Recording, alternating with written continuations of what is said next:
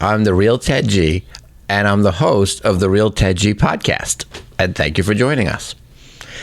So today's podcast has a really special guest, and his name is Daniel Rodriguez.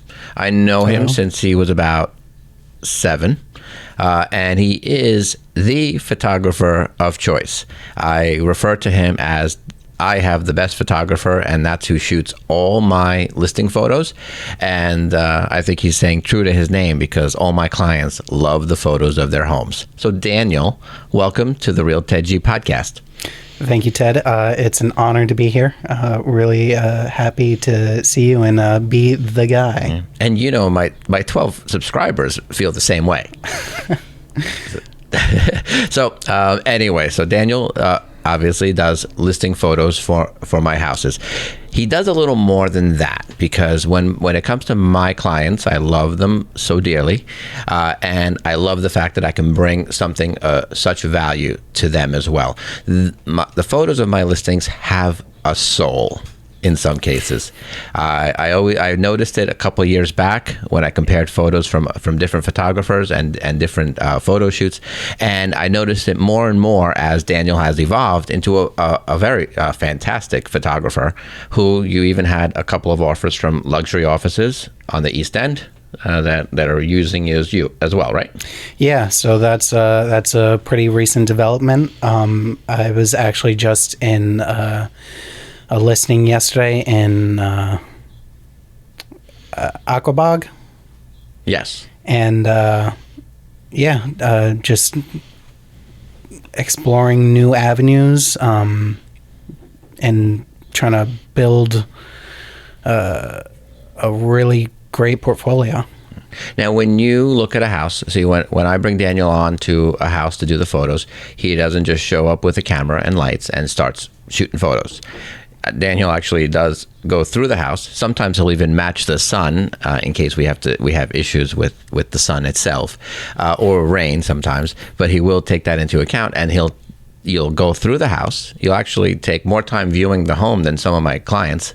So you go through the house, and what do you look for? Because I know that every time you do a shoot, there's always what I'll call a money shot, or at least one.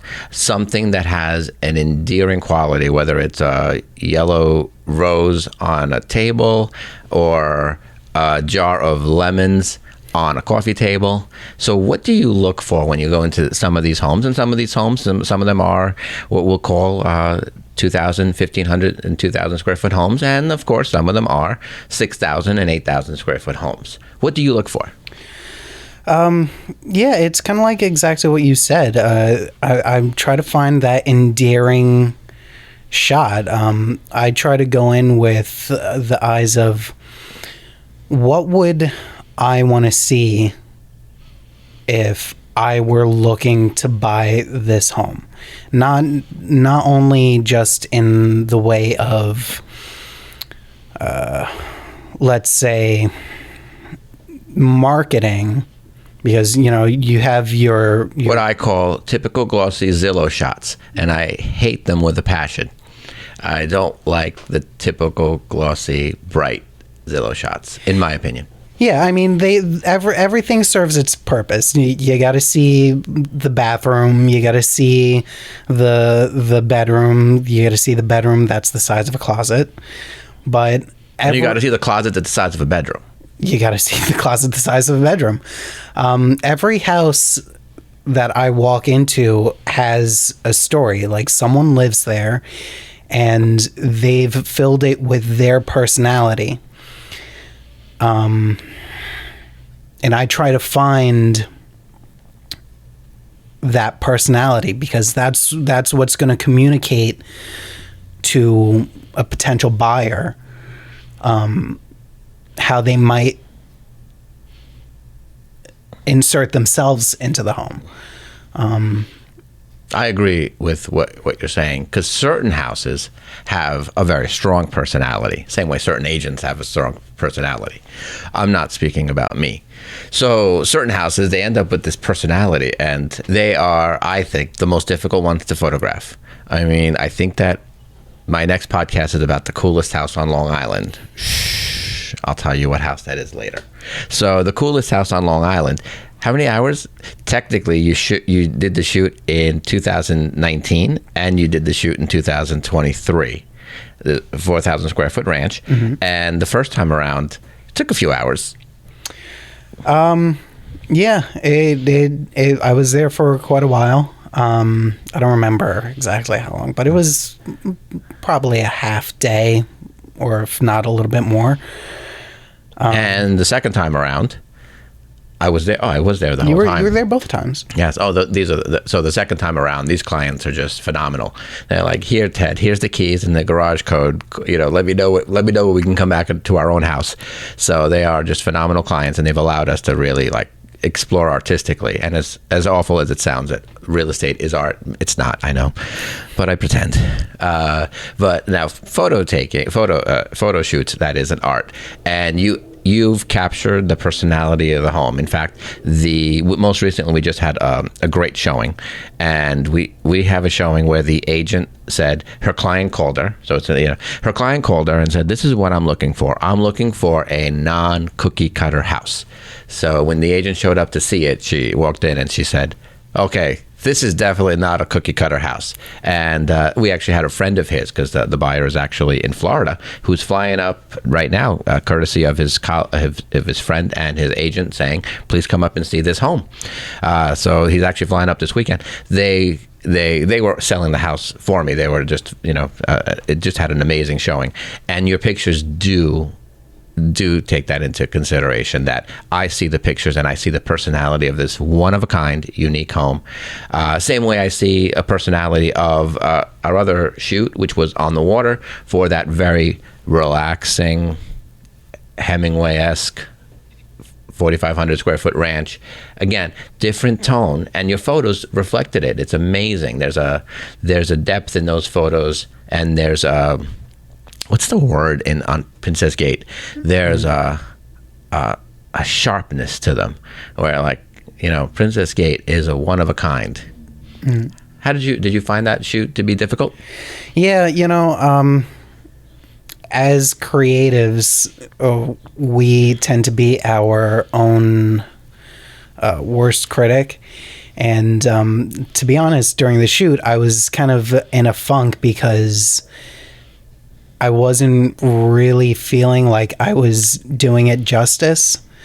But you just showed me that some of these photos are in one of your magazines, and my God, one of the few times my house pictures are larger than my own. But I don't. You're not going to see it here. We're gonna edit in the photos. But yes, and I think in a magazine it does do it justice. I actually tell all my clients.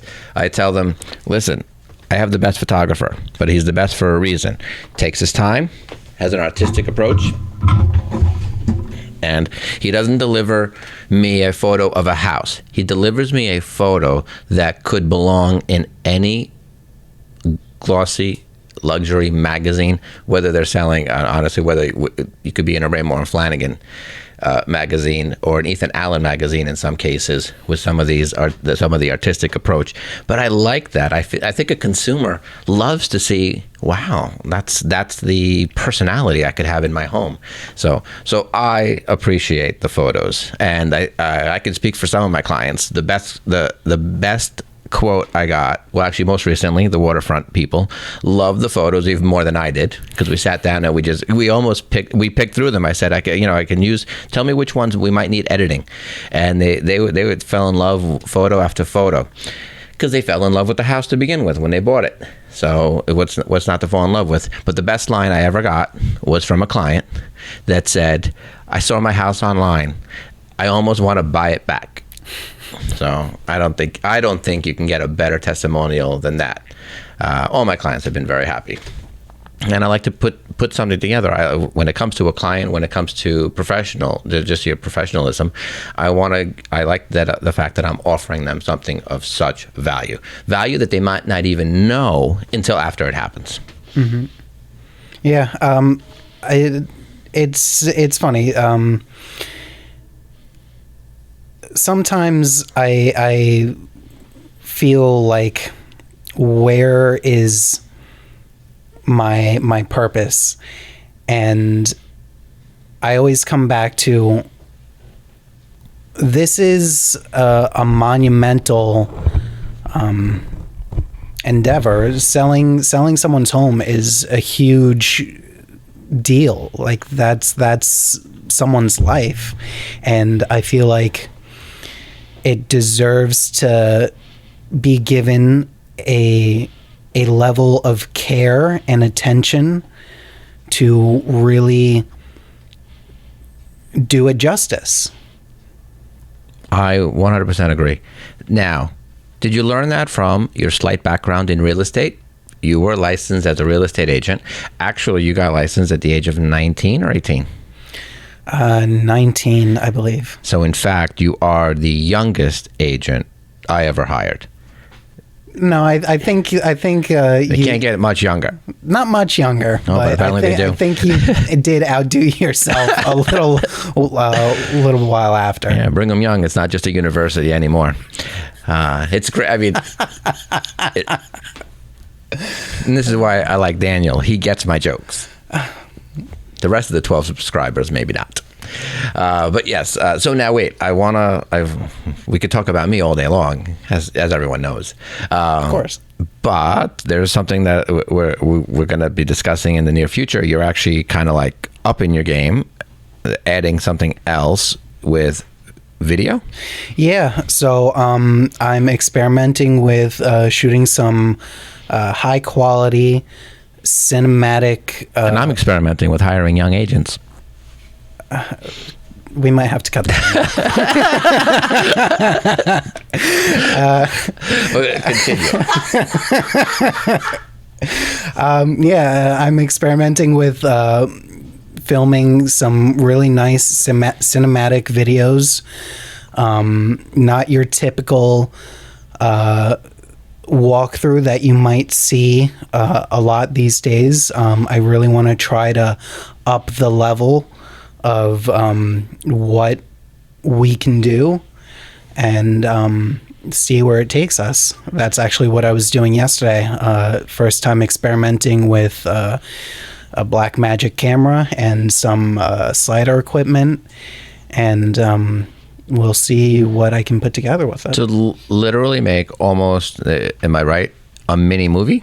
Yeah, that's going to be the goal. That's what I envisioned with a few of my listings. But what I'm envisioning more now is to bring this. You know, a lot of agents may be selective and say, "Oh, sure, if it's $2 million, I'll do it." Mm-hmm. I actually feel that we can make a mini movie, tell a little story with so many different homes, and I want to say I don't want it to matter if it's a $400,000 home, because, by the way, $300,000 doesn't exist anymore here.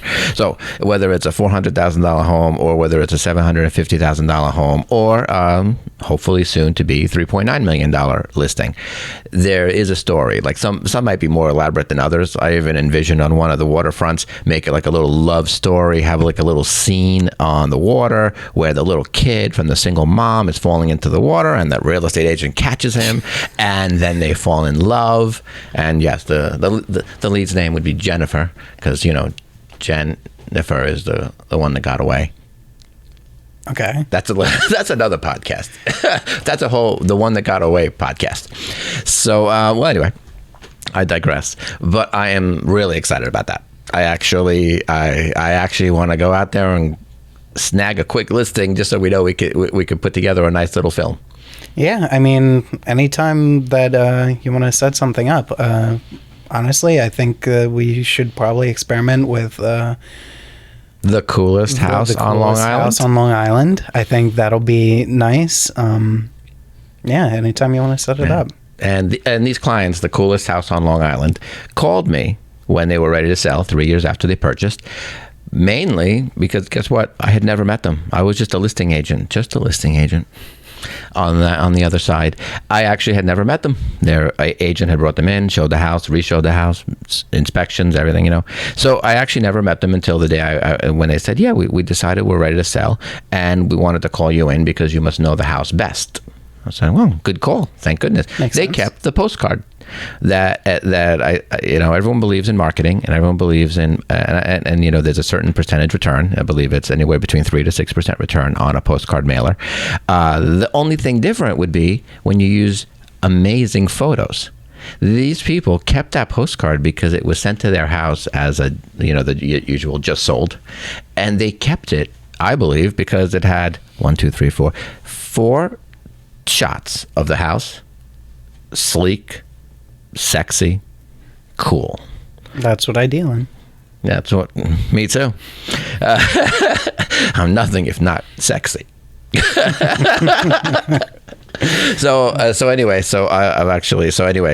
Back to postcards work. Postcards with amazing photos work best. So kudos to you, Daniel. How long have you been doing photography for our houses? Well, I started around the time that I got my license, so 2019. How many years is that? Oh, I don't do math. No, not 2019. I only know how to get percentages. 2015, so quite a while. 2015. It's been, wow, Daniel. It's been quite a long time. Yeah, it's a long time, and you've constantly been learning, and that's something that we do talk about with the agents as well. You should always be learning. You should always be. It's not about improving your skill set and taking it to the next level. Very good. Anything you want to ask? How do you keep it so cool? I had the air conditioning guy come in last week. He had to fix it. Yep. So that's our podcast. This is Daniel. He is, it's my opinion, but my opinion sometimes really right. He is the best photographer on Long Island. Oh, that's high praise. Thank you, Ted. Yeah. I've met some of the Beverly Hills photographers. They do a little bit. But you're the best photographer. I introduced him as the best photographer to my clients, and they haven't argued with me. So that's all I care about. My clients. That's what matters. And that's the podcast. This is the real Ted G. And I hope you join me. Because our next podcast is going to be talking about the coolest house on Long Island. Prove me wrong. Join us on the Real Ted G podcast, YouTube, Spotify, Instagram, and I think Facebook.